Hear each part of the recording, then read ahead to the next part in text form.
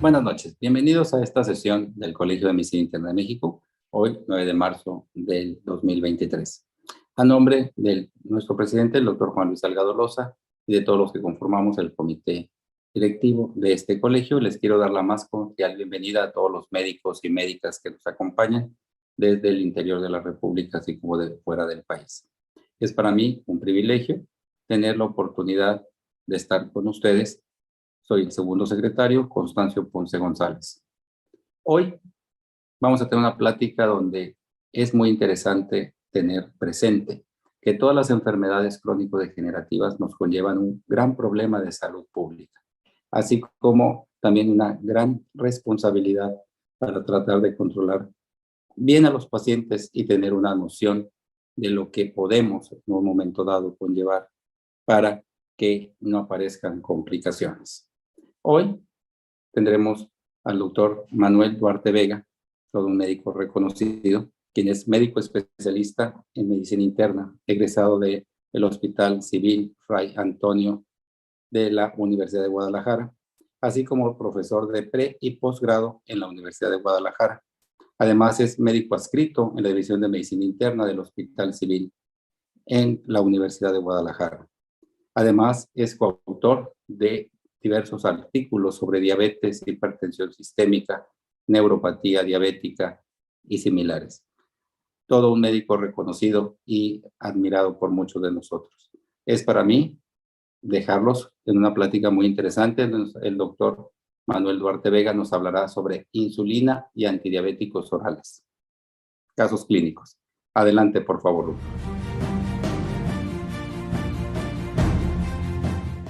¿Qué tal? Sean todos bienvenidos a esta sesión del Colegio de Medicina Interna de México. Es un honor estar aquí y su servidor Manuel Duarte Vega de la ciudad de Guadalajara, ampliamente conocida, por supuesto, por el tequila y las tortas ahogadas, y de antemano les adelanto que serán muy bien recibidos en nuestro Congreso Internacional en el mes de junio. Aquí los esperamos para brindar con la academia y con las bellezas de esta ciudad. Y yo tengo la encomienda el día de hoy de desarrollar el tema de la insulina y antidiabéticos orales en un par de casos clínicos. Para no abusar del tiempo de todas las personas que nos acompañan, iremos a lo siguiente. En primer lugar, recordar que esta sesión hoy es patrocinada por los laboratorios Merck Sharp and Dohme, y antes de que cualquier otra cosa suceda, recordar que hace poco se conmemoró el Día Internacional de la Mujer. Va mi sincero reconocimiento a nuestras hermanas en el ejercicio de la medicina, cualquiera de las áreas que trabajen, administrativas, clínicas, de consulta, de epidemiología, cualquiera de toda la gama de la medicina donde se desarrollen, reciban un abrazo y mi reconocimiento por el trabajo brillante que siempre hacen y porque además son mujeres de éxito, son mujeres ejemplares para todos y cada uno de nosotros. Les recordaré ahora lo que dijo Aristóteles, perdón. Somos lo que hacemos día a día, de modo que la excelencia no es un acto, sino un hábito. Y en esto estoy absolutamente seguro que los especialistas en medicina interna somos un ejemplo de seguidores de esta frase de Aristóteles, porque la medicina interna es un trabajo día tras día de estudio, de revisión de pacientes, etc. Empezaré por darles el pequeño resumen de este primer caso clínico. Se trata de un masculino de 46 años de edad. Desde mi muy personal punto de vista, es un jovenzuelo que está empezando a vivir, trabaja como comerciante en un tianguis de Guadalajara, tiene un índice de masa corporal de 28 kilos por metro cuadrado y su presión arterial es de 130/70. Tiene dos hermanos y su padre diagnosticados con diabetes mellitus de tipo 2. Él fue diagnosticado hace 8 años de edad con la enfermedad por un médico de su confianza en su colonia, y al inicio tenía una hemoglobina glicosilada de 9.7%.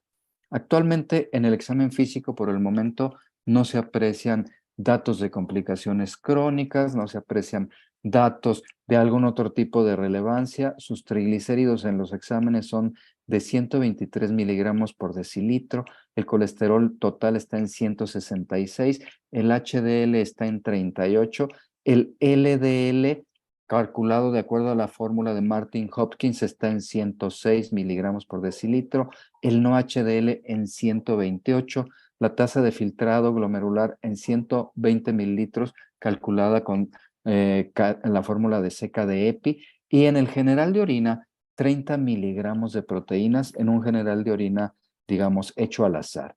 Glucosa de ayuno 160 miligramos por decilitro y además una hemoglobina glicosilada de 8.3%. Lleva un tratamiento basado en Hanumed XR, que es sitagliptina 100 miligramos, con metformina de liberación prolongada, en este caso 1 gramo. Se toma una tableta una vez al día y lo ha recibido durante 7 años. Además, toma atorvastatina 20 miligramos al día y es enviado a mi consulta porque dice que no ha podido lograr el control de su azúcar. Él está consciente de que elevar su azúcar le implicará en un futuro relativamente cercano la posibilidad de complicaciones y restricciones en su tiempo y calidad de vida. Tiene una familia joven y él quiere mejorar su control para evitar las situaciones que pudiera darle en un futuro la diabetes. Ya utilizó inhibidores de SGLT2. Recuerden que él es un comerciante en un tianguis y comentó que lo había suspendido debido a eventos adversos que le resultaban incómodos para el tema de su oficio. También ha utilizado sulfonilureas, pero igualmente, debido a su oficio, que pasa tiempo en su puesto del tianguis, omite o brinca horarios de alimento y dice que ha tenido síntomas que a él le parece que pudieran estar relacionados cuando los ha platicado con los médicos con descensos del azúcar y también por eso lo suspendió. ¿Cuál es el razonamiento para que pudiéramos seguir utilizando en algún momento su terapia de base con la cual él dice, me siento cómodo, estoy bien, pero necesito mejorar mi control? Yendo al eje de las incretinas y el mecanismo de acción que tenemos hasta ahora dilucidado, diremos que aquello que incremente el GLP-1, como los inhibidores de la DPP-4, como los análogos del GLP-1, van a producir varios efectos fisiológicos. El eje inicia su funcionamiento cuando la gente come y en estos momentos espero que desde donde nos estén viendo estén disfrutando por lo menos de un pequeño bocadillo para que no tengan riesgo de caer en la hipoglucemia. Cuando empieza a moverse el tubo digestivo, las células L y las células K en el eje neuroendocrino o gastroendocrino que existe perfectamente comunicado entre el tubo digestivo, el páncreas, el sistema nervioso central y también el hígado y algunas otras partes del cuerpo que por el momento no entraremos, empiezan a liberar el famoso GLP-1 y el primer punto es ir hacia el páncreas y mejorar la funcionalidad de la célula beta, estimular a que la célula beta libere más insulina, pero además en los trabajos de desarrollo del GLP-1 como un fármaco para mejorar en la diabetes o los inhibidores de la DPP-4, se ha demostrado que alarga la vida de la célula beta y esto permite mayor cantidad de secreción de insulina endógena, modificando uno de los grandes problemas que tenemos en diabetes de ser una enfermedad progresiva en la cual rápidamente tenemos que ir agregando más medicamentos. Un punto muy importante que cotidianamente olvidamos, que modifica la secreción de glucagón y este punto solo lo hacen los medicamentos que trabajan en el eje de las incretinas. Ya veremos quizás en un futuro cercano fármacos duales que actúan sobre glucagón y sobre GLP-1 como tirzepatida, pero habrá que ver en un futuro qué pasa con ellos. También hacen que la vida de las células beta se alargue, que tengamos mayor capacidad y mayor tiempo de vida en esas células beta que nos permite también perfectamente permitirle a las personas mayor tiempo de control con menores complicaciones y algunos trabajos experimentales que dicen que puede incrementar la cantidad de células beta a través de la llegada de células madre que se convierten en células beta también y que en algún momento nos van a ayudar a mantener la funcionalidad pancreática. Hoy día sabemos que mejoran la captación y el almacenamiento de glucosa en los tejidos periféricos como el músculo, el adipocito, modifica la producción de glucosa hepática a través de glucagón, modifica el movimiento del tubo digestivo haciéndolo más lento y esto hace que se vaya con mayor sensación de saciedad, aún con menos alimento. Y hoy día se habla también de que el GLP-1 puede penetrar, además del GLP-1 que se produce en el sistema nervioso central. Y lo primero que aprendimos del efecto ahí fue que disminuía el apetito, modificaba el sabor o el gusto por algunos alimentos, hace que las personas deseen menos alimentos dulces y prefieran alimentos salados. En algunos casos le cambia la percepción en las papilas gustativas a las gentes y les da un sabor más salado. Pero hoy día sabemos también que existe un efecto neuroprotector en algunos análogos de GLP-1 y en algunos inhibidores de DPP-4 como sitagliptina. Se ha demostrado no en ensayos clínicos definidos para ello, apenas están corriendo ensayos clínicos específicos para neuroprotección, pero en objetivos secundarios se ha ido encontrando que el uso de algunos fármacos modificadores del eje de las incretinas, no todos, pueden brindar protección contra enfermedades neurodegenerativas. Y hoy día también se habla, y es un tema del cual van a escuchar mucho en este próximo año, de que el uso de medicamentos modificadores de incretinas pueden influir de manera positiva en brindar cardioprotección y esperamos un par de resultados de estudios que se abrirán este año sobre nefroprotección. Abundando en el detalle del glucagón, que dijimos que es un tema muy olvidado en el eje de las incretinas y que es importante, recordaremos en color naranja personas con diabetes de tipo 2, en color claro personas sin diabetes mellitus. Acá el tiempo en minutos. Son personas a las cuales se les dio una comida rica en carbohidratos para ver qué pasaba con su glucosa y su glucagón. Veamos la parte inferior, glucagón. Entonces, antes del alimento, el nivel de glucagón en las personas normales ronda más o menos los 120 picogramos por mililitro. Cuando se les da la comida rica en carbohidratos, entonces vemos cómo este glucagón es suprimido y cae por debajo de los 100 picogramos y así se sostiene a lo largo de 240 minutos. ¿Qué sucede con la glucosa? Ya arranca elevada en las personas con diabetes, tienen alrededor de 120, 130 durante este periodo de ayuno de una hora previa. Luego, aquellos que están sin diabetes mellitus tienen una glucosa promedio de 80 miligramos en ayuno. Cuando se les da otra vez la comida rica en carbohidratos, entonces la glucosa en las personas normales sufre una elevación que no supera los 110 miligramos por decilitro más antes de la primera hora y luego ya se estabiliza y se mantiene por debajo de 100. En las personas con diabetes mellitus que ya habían arrancado inicialmente un poco arriba la glucosa, vemos cómo también se eleva arriba de ello. Esto es sin medicamento y esto muy ligado a la glucosa que ya había de ello. Entonces, todas las guías, tanto el Consenso Europeo como ADA, la Sociedad Europea individualmente, la Asociación Latinoamericana, aprovecho y les comento que precisamente el Colegio de Medicina Interna ha liderado un proyecto sobre un nuevo consenso de guías para el manejo en diabetes tipo 2 en México y que está próximo a publicarse. Ha sido desarrollado por expertos mexicanos y pronto lo tendrán en sus manos para que lo puedan revisar, totalmente actualizado y basado en evidencia. También ahí, en estas nuevas guías para el manejo de diabetes de tipo 2, mencionamos que puede haber tratamientos sinérgicos como el uso de inhibidores de la DPP-4 asociados a insulina basal. Y aquí les muestro un estudio que se llama el Composite E, que forma parte de 3 estudios donde la estrategia, el razonamiento ha sido el siguiente.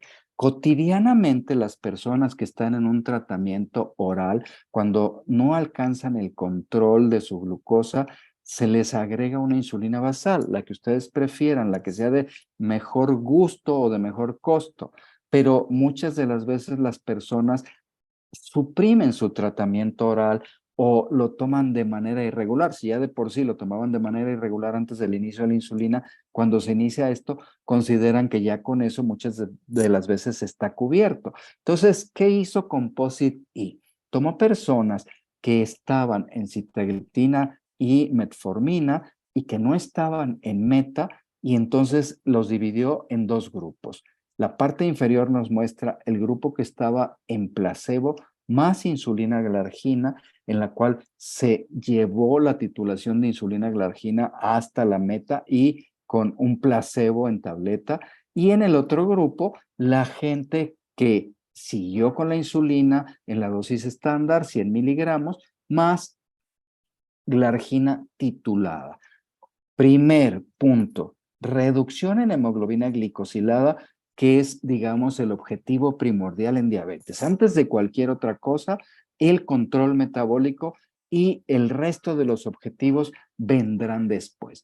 Esto es un seguimiento de 30 semanas. Vemos primero ahora el grupo placebo insulina glargina. Ellos estaban en hemoglobina glicada de 8.8% y vemos cómo a la semana 6 en la titulación de glargina ya hay una reducción. A la semana 12 la reducción es notable, ya ronda el 1% y al final de 30 semanas la reducción en la titulación de glargina llega a una reducción del 1.42%. ¿Qué sucede con el grupo donde se sostuvo el tratamiento oral más la suma de una insulina basal? A la semana 6, la diferencia en la reducción de hemoglobina glicosilada es muy superior. Ya vemos que aquí a la semana 6 ya ronda el 0.8% y a la semana 12 ha superado el 1% de reducción, alcanzando prácticamente el 1.5%, y esto continúa así hasta la semana 24 y luego semana 30, donde concluye esta parte del estudio. Y vemos que hay una diferencia que se nota desde el inicio del estudio, que a la sexta semana, es decir, mes y medio de tratamiento, la persona ya tiene una diferencia en el control de hemoglobina glicada y que esto se sostiene en la curva de tiempo, dando al final 0.46% de diferencia a favor del grupo cita insulina basal. Parece poco, pero recuerden que esta reducción, por ejemplo, en el estudio de los veteranos, a lo largo de un año, fue la posibilidad de tener o no tener un evento cardiovascular. Mientras más cerca esté la persona de la hemoglobina glicosilada normal o ideal, menores complicaciones a futuro. Luego, evaluando el efecto sobre glucagón de la combinación de sitagliptina con una insulina basal. Ya lo hemos comentado en una diapositiva anterior.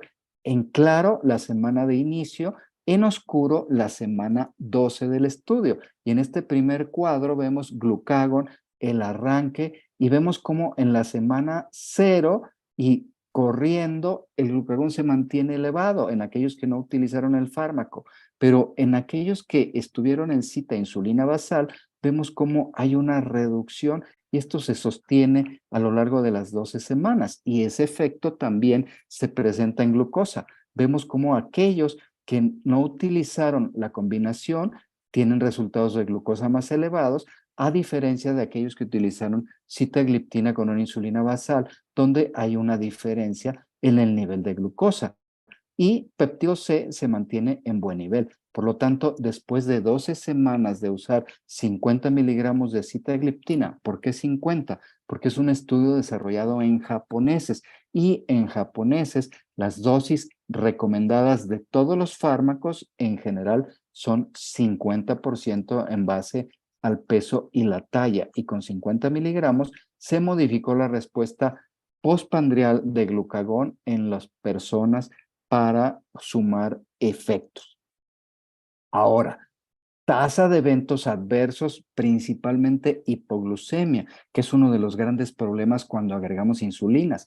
Aún las insulinas basales que han sido desarrolladas con la finalidad de alcanzar un buen control de glucosa de ayuno, tienen cierto riesgo de producir hipoglucemias. Aquí vemos salir titulando la insulina glargina 2.12, pero cuando yo uno sitagliptina a la insulina basal, esto se reduce a 1.55. Entonces, el cociente de eventos es inferior, dándonos una P significativa a favor de la terapia combinada.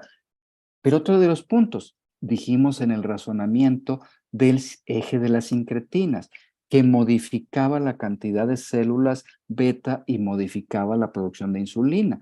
Bueno, vemos aquí cómo esto se refleja en la cantidad de unidades de insulina que utilizó el grupo tratado con placebo versus el grupo tratado con sitagliptina e insulina basal. Vemos que hay una diferencia de menos 8 unidades en el grupo del lado izquierdo, lo cual va a redundar primero en economía de la institución, si es que una institución se lo brinda, o en la economía familiar, y también va a redundar, como ya lo veíamos, en menos hipoglucemia, menos aumento de peso, más durabilidad del medicamento, etcétera. Ahora, ¿cuántas personas de cada uno de los grupos alcanzaron la meta de menos del 7% de hemoglobina glicada en la semana 30? En el grupo placebo, el 35.4%. En el grupo cita insulina basal, 54%, dando una diferencia de prácticamente, si donan sus centavos como en el Oxxo, el 19%, siendo una P estadísticamente significativa. Pero independiente de eso, más de la mitad de las personas en la combinación de sitagliptina con una insulina basal alcanzaron la meta de hemoglobina glicosilada. Vale aquí recordar que la gran mayoría de nuestros pacientes, independientemente del tratamiento que tengan para diabetes en México, están descompensados, están fuera de metas. Entonces, esto es un punto a recordar de forma importante. Llevar a las personas a la meta lo más pronto posible implicará más tiempo y mejor calidad de vida. Y esta es una combinación que no está lejos del alcance de las personas hoy día. Luego, aumento intensivo de insulina, incidencia de hipoglucemia, separando ahora pacientes con más de un episodio, episodios sintomáticos, episodios asintomáticos o episodios severos. Y podemos ver en claro placebo con la insulina y en oscuro la sitagliptina con la insulina glargina. Y vemos que en todos los episodios, sean sintomáticos, asintomáticos, severos, etcétera, más de un episodio, la combinación del tratamiento oral con la insulina basal fue mucho más cómoda para las personas e indujo, primero, mejor control metabólico y segundo, menos riesgo de hipoglucemia. Y otra de las cosas que habitualmente nos preocupan a nosotros y por supuesto a las personas también, el incremento en el peso corporal. Las insulinas tienen ese defecto de brindar incremento en el peso corporal. Aquí estamos revisando de estudio TECOS, un estudio de 4 años de duración, 329 pacientes en cita, 329 en placebo. Vemos el promedio de peso inicial, 87 kilos, 88 acá, promedio 86.9 a la semana 24, 88.7 a la semana 24 en el grupo placebo.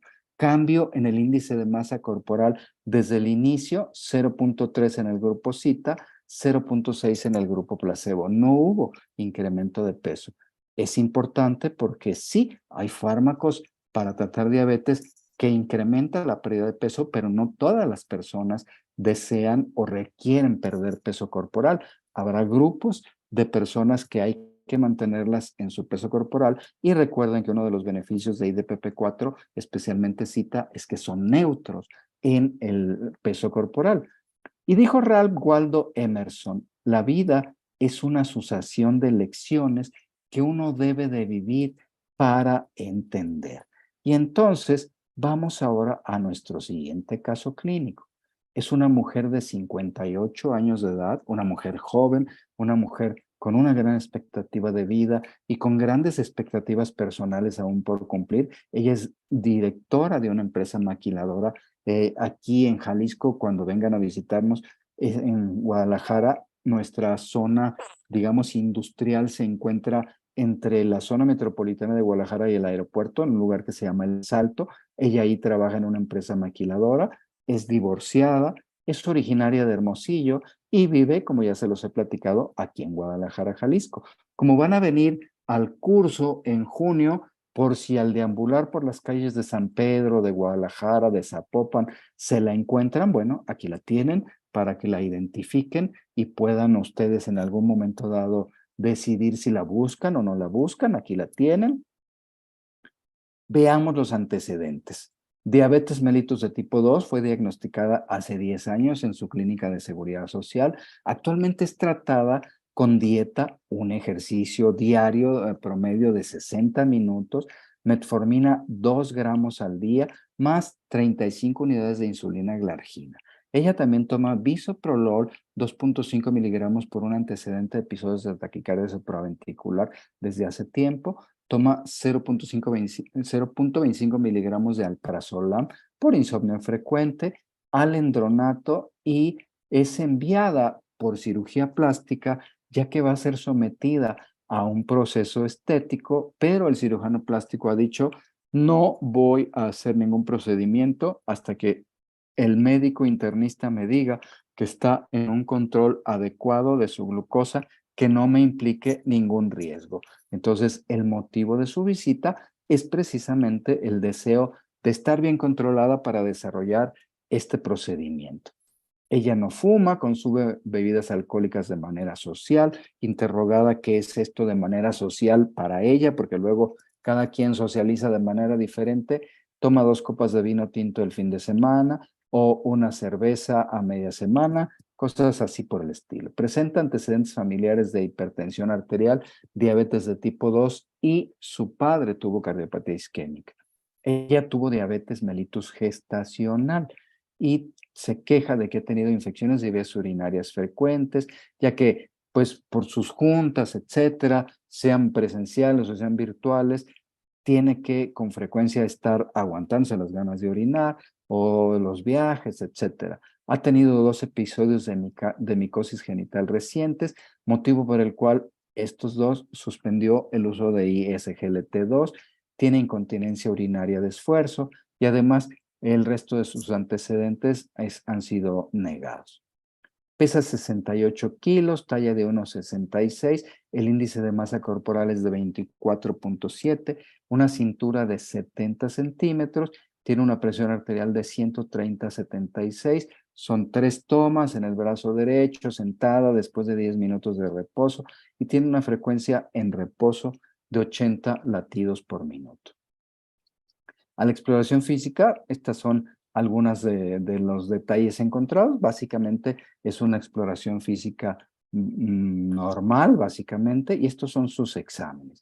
Tiene una glucemia de ayuno de 170 miligramos por decilitro, una hemoglobina glicada de 8%, una creatinina de 0.8, el ácido úrico está en 5.1, perdona que hay un error, el colesterol total es de 170 miligramos, el HDL es de 50, los triglicéridos de 140, el colesterol LDL, otra vez calculado por la fórmula de Martin Hopkins, es de 124 miligramos por decilitro.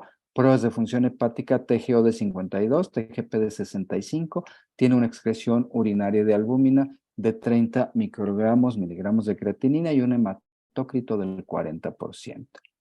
De acuerdo a las guías de la Asociación de Endocrinólogos Clínicos de los Estados Unidos, ellos separan en 2 grandes grupos a las gentes con diabetes en cuanto a la obtención de metas, como el primer razonamiento cuando yo enfrento o cuando yo tengo a una persona con diabetes en el consultorio, en las reuniones familiares, porque no es nada raro que en las reuniones familiares alguien les pregunte qué debo de hacer, qué debo de tomar para la diabetes.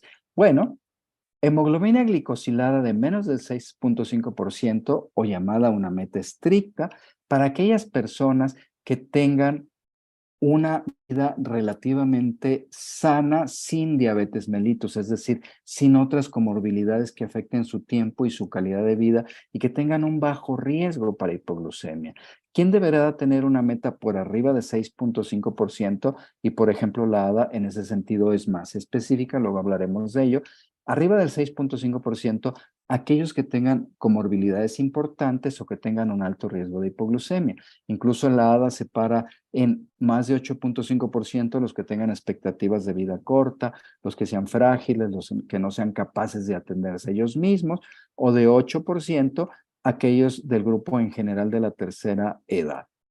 Bueno, un estudio publicado en la revista Lancet Endocrinology 2010, donde se evalúa en primer lugar el uso de sitagliptina en el manejo en pacientes internados. ¿Por qué este punto se vuelve interesante para nosotros los especialistas en medicina interna? Porque cotidianamente lo primero que hacemos al ingresar a un hospital a una persona con diabetes es quitar todos los fármacos orales y quedarnos con los esquemas de insulina en múltiples variedades de acuerdo a la preferencia de cada uno.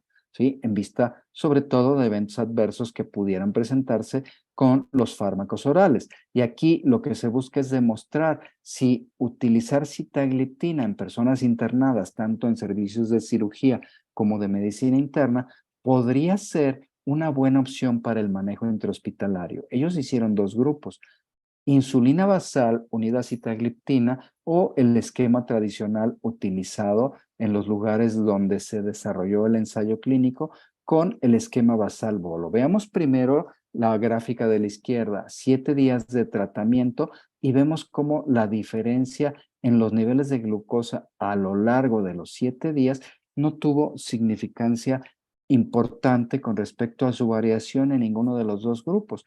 Ahora veamos antes del desayuno, antes de la comida, antes de la cena, cómo se comportó el nivel de glucosa. Nuevamente, en rojo, sitagliptina con insulina basal, en azul, el esquema tradicional. Y entonces vemos que en ningún momento dado en los alimentos, incluso antes de dormir, que es la continuación de esta línea, hay diferencia significativa entre ninguno de los dos grupos. ¿Qué es lo que dijeron el Steering Committee de este estudio? Los resultados del ensayo muestran que utilizar sitagliptina unida a una insulina basal una vez al día es similar en la eficacia y segura comparado con los regímenes tradicionales de insulina basal varias veces insulina de rescate, basal bolo, varias veces al día antes de los alimentos. Sin embargo, en el tratamiento con sitagliptina unida a insulina basal, hubo menor requerimiento de insulina y esto también llevó más comodidad para las personas porque hubo menos necesidad de piquetes, algo que ya habíamos visto en el Composite y cómo se va mostrando esta suma de efectos, esta sinergia de efectos. Recuerden, Composite y las dosis de insulina fueron 8 unidades menos en el grupo que utilizó insulina con sitagliptina y esta diferencia empezó a ser muy notable desde la sexta semana y sobre la marcha del paso del tiempo vemos cómo se va ampliando la diferencia entre un grupo y otro hasta encontrar aquí cómo si seguimos esta curva de tiempo por más tiempo, lo más seguro es que, bien, la persona no va a dejar de usar insulina, pero va a requerir menos dosis de insulina. Luego, este estudio publicado en 2021 en la revista de Diabetes y Obesidad, sitagliptina para la prevención de hiperglicemia en pacientes de cirugía cardíaca. Claro, a esta persona no la habían enviado por una cirugía plástica, pero bueno, ¿qué paciente de cirugía más incómoda para la recuperación de cirugía más complicada que un paciente de cirugía cardíaca? Y aquí vemos las dosis que se utilizaron de insulina subcutánea diariamente, insulina total. Grupo oscuro es el grupo de sitagliptina, insulina, la dosis basal, el programa de aplicación y cómo se va reduciendo la necesidad de insulina, demostrando otra vez que la suma de sitagliptina con una insulina basal es una estrategia que no solo busca el objetivo, sino que nos ayuda desde el punto de vista fisiológico a recuperar el eje de las incretinas y encontrar otros efectos que nos ayudan a mejorar el control de la persona con menos eventos adversos. Este estudio, que es un ensayo clínico controlado aleatorizado, evaluando la eficacia de sitagliptina nuevamente unida a una insulina basal, primero, cambio en la dosis de insulina diariamente y vemos en oscuro cómo desde la cuarta semana, nosotros habíamos visto que a la sexta, aquí vemos cómo desde la cuarta semana el grupo cita insulina requiere menos dosis de insulina y a la semana 24 ya vemos que la diferencia es notable entre un grupo y otro. Hay 5 unidades de insulina de diferencia entre este grupo, pero otra vez se empezó a notar desde la semana 4. Luego, no solo es que requiera menos dosis de insulina, veamos ahora el control de hemoglobina glicosilada. Ambos arrancan alrededor de 8.8 de hemoglobina glicada y vemos cómo el grupo insulina basal más placebo se mantiene arriba, se le va titulando la dosis de insulina, empieza a reducir, pero el grupo cita, nuevamente desde la sexta semana, vemos cómo ha reducido prácticamente el 1% de hemoglobina glicada, continúa su camino reduciendo hasta llegar a la semana 24 y nos confirma lo que nos había enseñado ya el composite. A la semana 24 hay una diferencia de 0.4% a favor del grupo cita con insulina basal y la glucosa plasmática de ayuno desde la segunda semana tiene una reducción significativa, estos son milimoles, y esto sigue a lo largo de las 24 semanas, siendo al final a favor del grupo cita con insulina basal.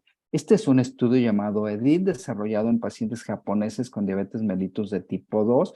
Vemos al lado izquierdo hemoglobina glicosilada en personas tratadas con esta combinación de una insulina basal y sitagliptina, y entonces vemos otra vez, a la cuarta semana se vuelve a repetir el fenómeno de que ya hay una reducción en la tendencia de la hemoglobina glicosilada.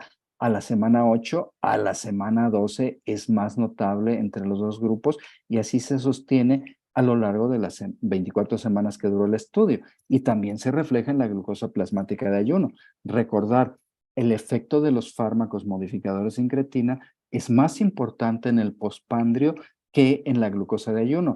Y en el tema de la insulina basal, su efecto es más importante en la glucosa de ayuno que en el postpandrio. Entonces, esto da también un razonamiento muy adecuado para el manejo de esta combinación. Y vemos que en la glucosa de ayuno, a la cuarta semana, hay una reducción significativa en el grupo basal con sitagliptina y que esta se va empleando a lo largo de las 24 semanas a favor de la combinación. Nuevamente, el grupo que alcanzó una meta de hemoglobina glicosilada menor de 7 es mayor al 60% en insulina basal con sitagliptina, dándonos entonces un éxito terapéutico.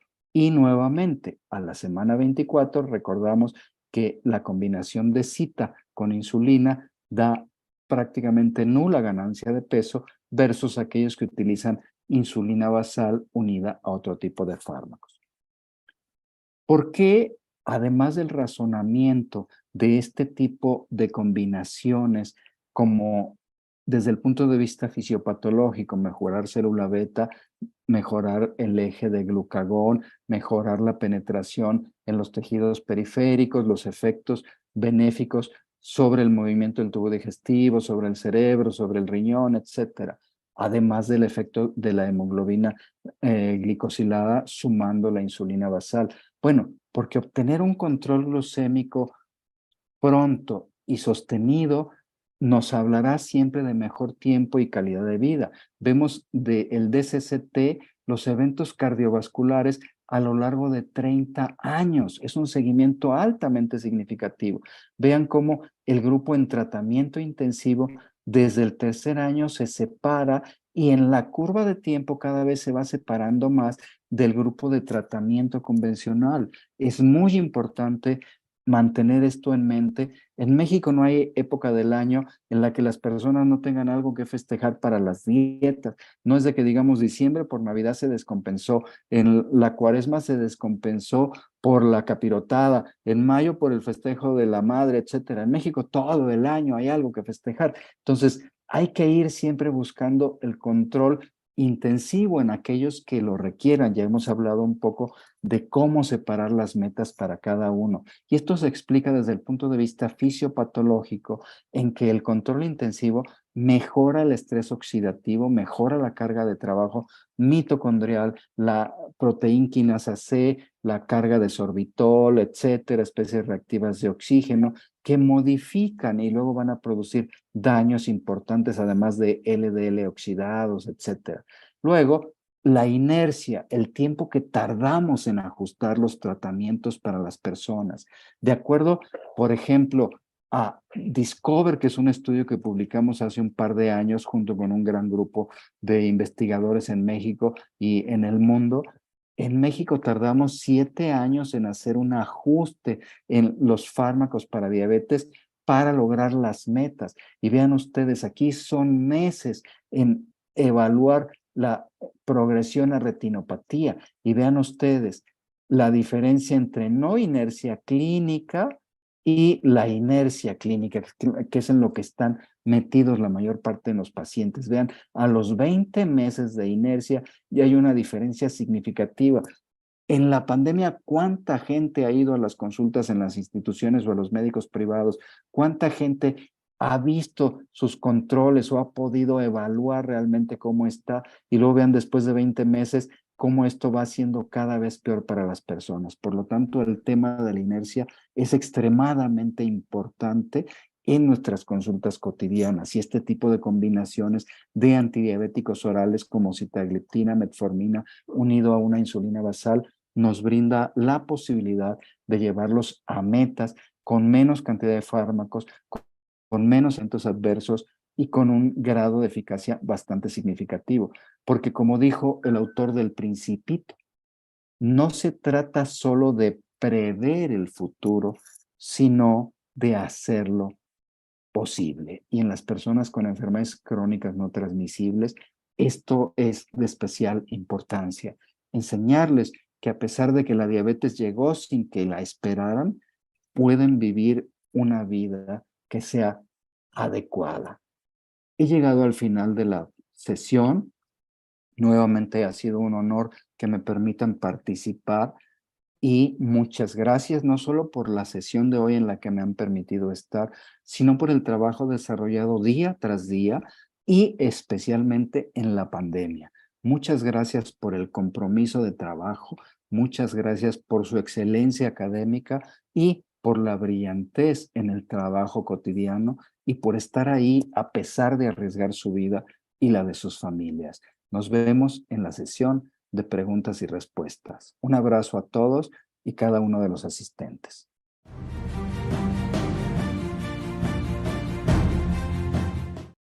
Quiero agradecer al laboratorio MSD que nos dé la oportunidad de poder tener a un verdadero médico con un reconocimiento especial en este amplio rubro de la endocrinología, que es la diabetes, y más con un tema tan interesante que nos ha proporcionado el día de hoy, doctor. Además, quiero agradecer a los 772 asistentes que nos acompañan en los diversos estados de la República Mexicana. Bienvenido nuevamente, doctor Duarte, y gracias por su conferencia. No, gracias al colegio y gracias por su muy amable presentación, doctor. No soy más que un humilde especialista en medicina interna, orgullosamente miembro del colegio y es un honor que, como lo dije al principio, me permitan participar dentro de la sesión. La verdad es que el grupo de académicos, de gente que asiste y que forma parte de la mesa directiva, pues me honra con dejarme un pequeño espacio para ello y siempre será un honor estar aquí. No, es un privilegio, doctor, para nosotros de veras tenerlo con nosotros. Y también agradecemos a todos los que nos visitan desde Colombia, Perú, El Salvador, Guatemala, Venezuela. Cuando tenemos una persona que consideramos autoridad dentro de algún rubro de la medicina, siempre es importante reconocer su trascendencia en este ámbito. Y quiero empezar con la primera pregunta, doctor.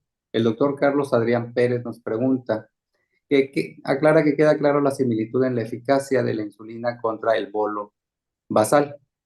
Pero hablando de escenarios comunes en pacientes hospitalizados o prequirúrgicos para como el desarrollo de la lesión aguda por múltiples motivos, ¿valdría la pena utilizar esta combinación considerando que el IDP4 podría tornarse como nefrotóxico? Gracias por su pregunta, doctor. Pero vamos, como dijo Jack el Destripador, separando las situaciones. Los IDPP4 en general no son nefrotóxicos. Que tengamos IDPP4 que se eliminan por el riñón es una cosa. Que sean nefrotóxicos, como el caso de la gentamicina, la amicacina, etcétera, es muy diferente. Por ejemplo, tenemos IDPP4 que no tienen eliminación renal, como sería gemigliptina o linagliptina, en la cual usted nunca se tiene que preocupar por ajustar la dosis. Siempre es la misma por la eliminación, que, por ejemplo, en el caso de lina es más hepática por citocromos que por riñón. En el caso de sitagliptina, vildagliptina, saxagliptina, todos son medicamentos que tienen eliminación renal en forma importante, pero esto no significa que produzcan daño en el riñón. Simplemente significa que usted ajusta las dosis de acuerdo a la tasa de filtrado glomerular para mantener la eficacia del medicamento sobre el tema de la glucosa sin necesitar más fármaco. Entonces, por ejemplo, en el caso de sitagliptina, si depura más de 50 mililitros minuto, de acuerdo a la fórmula de seca de EPI, usted le da 100 miligramos diarios. Si depura entre 30 y 50, usted le da la mitad de la dosis, que sería 50 miligramos. Y si depura menos de 30 o está en diálisis o en hemodiálisis, usted le da 25 miligramos diarios, pero eso es por farmacodinámica. Esto quiere decir, es debido a que se requiere menos fármaco para alcanzar la misma dosis. No hay nefrotoxicidad. Hay casos reportados, por ejemplo, en la literatura, hay una paciente que es uno de los casos más famosos, una señora de 85 años, que se tomó 100 tabletas juntas de sitagliptina en un intento de suicidio y no le pasó absolutamente nada. Entonces, no hay problema en cuanto a la nefrotoxicidad por una parte. Por otra parte, durante la pandemia se han realizado 2 o 3 estudios retrospectivos, ojo con eso, no es metodológicamente lo más importante, pero existen, de personas con COVID que estaban internadas y encontraron, por ejemplo, en estos estudios retrospectivos, que aquellos que utilizaron sitagliptina, por ejemplo, aunque no es una indicación, ojo, no es una indicación, tuvieron un COVID menos severo que aquellos que utilizaban otros medicamentos para COVID. Entonces, nos mencionaba usted en situaciones graves. Por ejemplo, en COVID, que lo hemos vivido en la pandemia, es una situación bastante incómoda y grave. Espero haber podido contestar su pregunta. Muchas gracias, doctor. Siempre es un reto el saber en qué momento poder empezar la insulinización en un paciente, ¿verdad? Muchas veces nos vamos llenando de 2, 3 medicamentos. ¿Usted sugeriría empezar con una insulina al principio, antes de incrementar la dosis a 2 medicamentos antidiabéticos orales? Bueno, las insulinas han sufrido un proceso de evolución bastante significativo. Se parecen a los teléfonos. Empezamos con el teléfono fijo amarrado a un cable y hoy día tenemos un teléfono que lo que menos usamos es el teléfono. Así han sido las insulinas. Desde 1922 han ido en un proceso y hoy día tenemos ya ni siquiera insulinas, sino análogos de las insulinas que cumplen con muchas funciones importantes y en un futuro a corto plazo en México tendremos insulinas de una aplicación a la semana, por ejemplo. Ya tenemos combinaciones de insulinas basales con análogos de GLP-1 en la misma jeringa. El proceso de insulinizar más temprano a la gente ha sido difundido sobre todo por la estrategia de llevar a la meta lo más pronto posible para no perder tiempo en las famosas inercias clínicas que al final son las que favorecen las complicaciones crónicas. Incluso ha habido ensayos que se han realizado con insulinas basales en personas con prediabetes y les ha funcionado bastante bien iniciar con dosis pequeñas, pero hay mucha resistencia aún al fármaco por las leyendas urbanas y hay hoy día fármacos que nos permiten de manera oral, como todo lo que modifica incretinas, ya no solo aprovechar el tema de la reducción de glucosa. El eje de las incretinas nos permite también restablecer un eje fisiológico que es necesario en el organismo para regular el apetito, que en la persona con diabetes suele estar absolutamente alterada la saciedad y la motilidad intestinal, y eso se recupera. De alguna manera indirecta también, glucagón influye en la producción hepática, pero también influyen GLP-1 y GIP en el tema de los ácidos grasos libres, y hay algunos ensayos clínicos que otra vez no es la indicación de sitagliptina, pero que muestran que hay menos acumulación de grasa en el hepatocito y pueden servir de manera parcial para el tratamiento de hígado graso. Y, por ejemplo, la combinación cita-metformina, metformina está perfectamente indicada en hígado graso.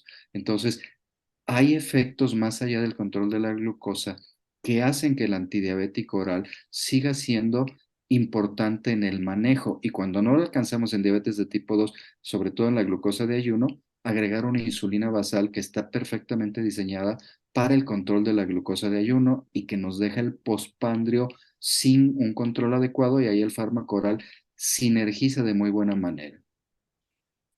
Agradezco mucho su respuesta, doctor. Hay múltiples felicitaciones por su Gracias, doctor. ponencia y su asistencia a esta conferencia. Y el doctor Daniel Alejandro Rangel, aparte de felicitarlo, nos pregunta, en un paciente en el que se inició una insulinización temprana al tener una hemoglobina glucosilada de 11 de manera inicial y se inicia insulina basal y se logra a los 3 meses una hemoglobina glucosilada de 7. ¿Cómo sugeriría el iniciar los antidiabéticos orales? Sí, indiscutiblemente no tenemos duda que en la persona que debuta con diabetes de tipo 2 y sobre todo debuta de manera muy sintomática, está perdiendo peso, está con visión borrosa y está con hemoglobinas glicosiladas por arriba de 9,5, el tratamiento inicial es insulina para poder alcanzar el control metabólico y romper ese ciclo de catabolismo en el que está metido. Puede empezar inmediatamente junto con la insulina basal el fármaco oral que usted decida, un inhibidor de DPP4, un análogo de GLP-1, un inhibidor de SGLT2. ¿De qué depende? Del traje a la medida de la persona, de la circunstancia que viva la persona unida a la diabetes mellitus. Entonces, usted en ese momento puede utilizarlo al mismo tiempo. La insulina le va a romper el estado catabólico en el que está y lo va a ir llevando al control con la titulación de la dosis, y mientras tanto el fármaco oral le va a ir permitiendo ir estableciendo un control de mediano plazo que le va a permitir utilizar menos dosis de la insulina basal, el permitir que no le haga hipoglucemias una vez que esté entrando ya al control metabólico, y le va ajustando lo más seguro hacia la baja la insulina basal y va ajustando el fármaco oral que esté utilizando a la dosis en la cual su paciente encuentre en algún momento su control. La gran mayoría de las personas que debutan con diabetes y que usted las puede encontrar en una parte inicial de la enfermedad, van a terminar por dejar de usar insulina porque van a tener buena respuesta pancreática para su propia producción. Entonces, lo usará generalmente para estabilizar y luego va quitando, pero desde el principio puede arrancar con un fármaco de esos, a menos que usted me diga, oiga, está en estado hiperosmolar, fue a dar al hospital, entonces ahí hay riesgo de que la metformina le dé algún proceso de cetosis, o estuvo en un traumatismo y debutó con la diabetes dentro del hospital como secuela del estrés postraumático, cosas así. Bueno, habrá que esperar a que ese cuadro pase, pero son situaciones muy especiales.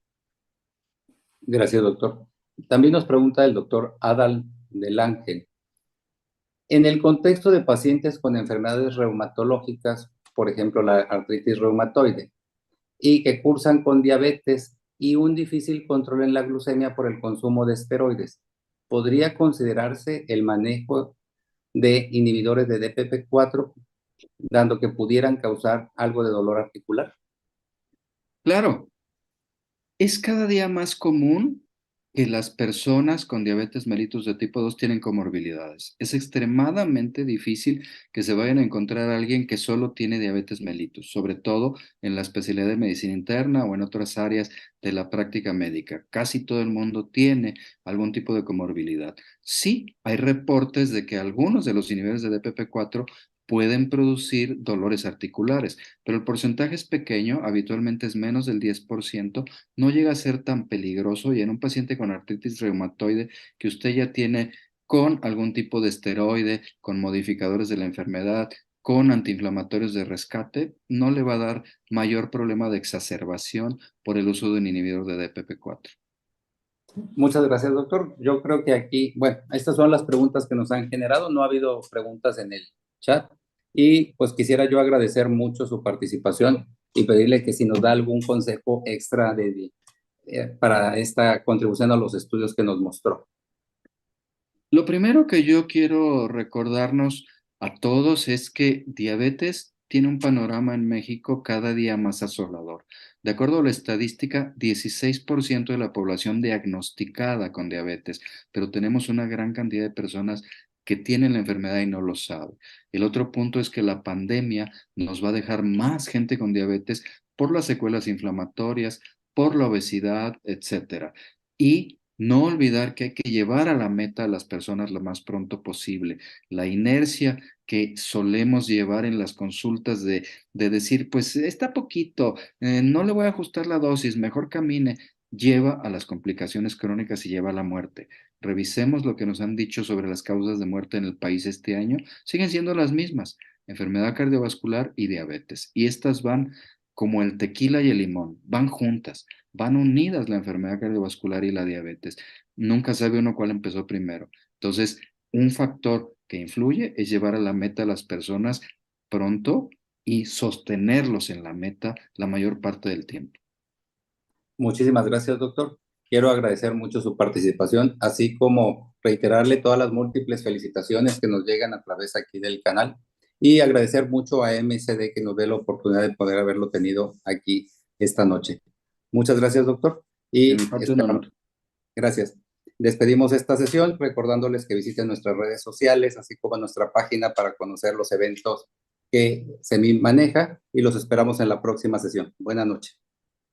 Buenas noches.